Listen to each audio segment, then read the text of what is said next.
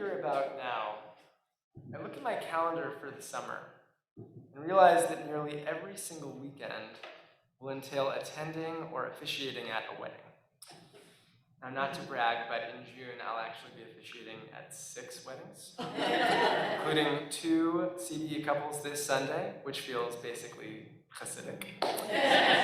And participating at so many weddings in this community is an annual delight.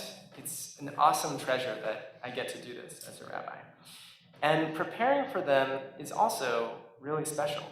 Sitting alongside couples and thrilling with them at this moment in their lives and getting real about their futures.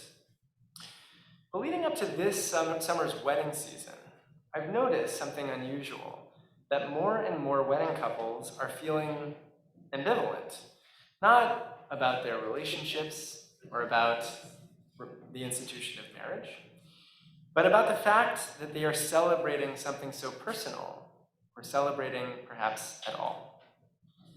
If last summer, couples were raring to go after vaccines rehabilitated summer gatherings, many couples this year report feeling guilty that they're celebrating themselves amidst so much pain in the world.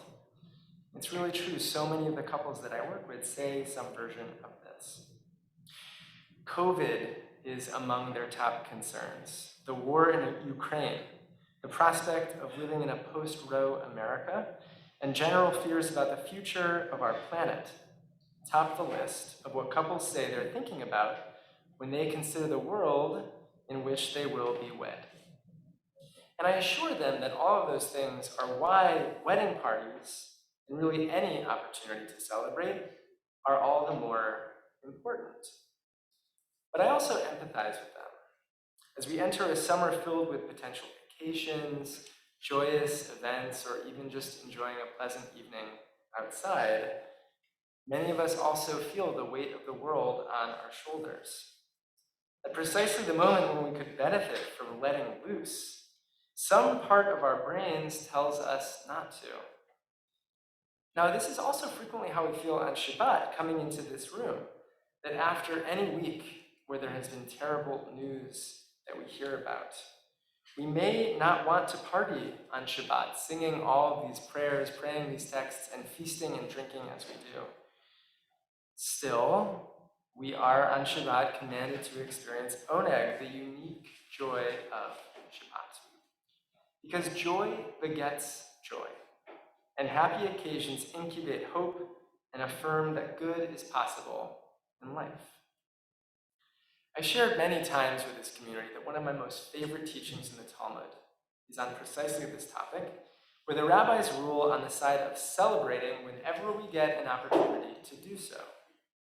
Rabbi Hizkiah the Kohen said in the name of Rav, when a soul arrives in the world to come, a person will have to give justification and accounting to the heavenly tribunal for any delight he saw, but which he did not consume. In other words, take the cookies when they're passed. God created them for you to enjoy them. Much of the rabbinic discourse around pleasure comes down to a few verses from this week's Torah portion, Naso. We read here about the great Israelite census in which Moses took stock of all the different subgroups of Israel. And chapter 6 of Numbers gives special treatment to a unique category of people, the Nazarites, individuals who take a voluntary vow restricting their lives in an attempt at being Kadosh Adonai, consecrated to God. To attain this special status, Nazarites vow not to consume alcohol or cut their hair, and they vow never to touch a dead body. You may not automatically think that touching a corpse is some kind of pleasure, but in the biblical imagination, these things all symbolized an interaction with the physical world. A Nazir is supposed to cut himself off from these things, emulating the angels, those who dwell in the heavens, as a way of being especially holy. In the grand scheme of world religions, this kind of asceticism or abstinence-based spirituality is relatively common. Catholic priests abstain from sex. Muslims avoid consuming alcohol, Sikhs refuse to cut their hair, and the Nazarites fit neatly into that kind of lineage. The only problem, as I know many of us in this community know, is that Judaism feels skeptical about these holy men of Israel and about the idea of asceticism more broadly. In the Talmud, in Ta'anit 11a, Rabbi Eliezer HaKapar argues that Nazarites are not only overzealous for committing to this vow, but their lifestyle choice is in fact sinful. The sin of the Nazarite is that he denies himself wine, Rabbi Eliezer says. And if one who denied himself wine is considered a sinner, how much more so does this apply to the one who denies himself the enjoyment of other pleasures in life? It may sound like Rabbi Eliezer needs to look in the mirror and ask himself some hard questions. But remember that wine was a central dimension of ancient Near Eastern life and indeed Jewish ritual even today. There is no happiness without wine, the rabbis of Tractate Psachim tell us. So one who does not allow himself wine is akin to one who does not allow himself happiness. This view is part of a long-standing thrust in Jewish tradition toward enjoying the material world. God created the world, and so it would be sinful not to enjoy it. The rabbis' notion of the importance of pleasure comes from their view that in a world that is so painful, a world in which there's so much poverty and suffering, it would be criminal not to enjoy what few things lead an individual to feel good. By the same token, and this is important, even those with limited means deserve to enjoy life, and it is our collective responsibility to ensure that they can. The rabbis take as their baseline the assumption that life is really hard, and it is important to counterbalance the inevitable suffering of being alive with as much joy as possible.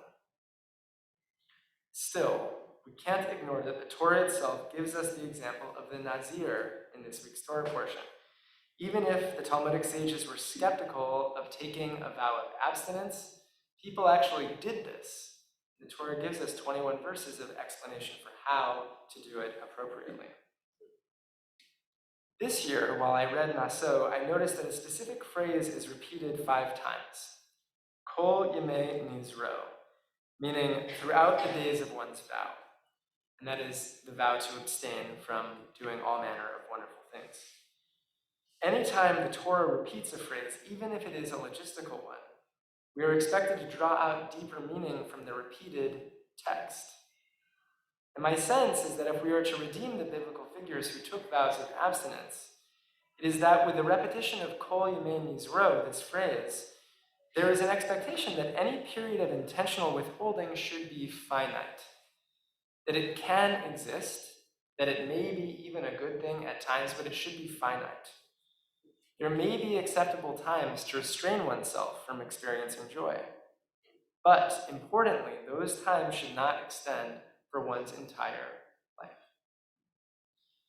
Rabbi Shimshon Raphael Hirsch taught that a Nazir was one who kept himself separate from the rest of the community, focusing on the root nezer, meaning something kept separate. In his words, the Nazir wishes to draw a circle around himself in which only God is to be present. At certain moments, one might want deeper periods of introspection or a connection with God. This is, for instance, why during a year of mourning, many Jews traditionally abstain from seeking certain things, certain pleasures. Because one deserves a moment to be alone at times, to really dive into complex emotions, like mourning. In those moments specifically, we're allowed to retreat from the world to experience whatever we need to experience, but those periods must be finite. The ultimate expectation of the Torah is that we will live not alone, but in community with others, that we will suffer together and rejoice together. And even if we may need chances to retreat into a sacred interiority, we always expect to return to a stasis of experiencing the world with other people. Each of us has our reasons for why we might feel uncomfortable rejoicing. Perhaps the rationale is rooted in something painful that happened recently.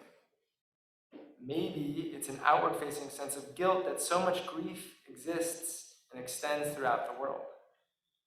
Or perhaps the voice in our head begging us not to celebrate is an ancient script written by an earlier version of ourselves that we haven't yet moved on from. If we hesitate to experience joy, it's worth figuring out what our reasons are. Perhaps it's one of those or something else. And then decide if restraining ourselves for a period is in fact the right thing to do. Sometimes it's okay to hold back.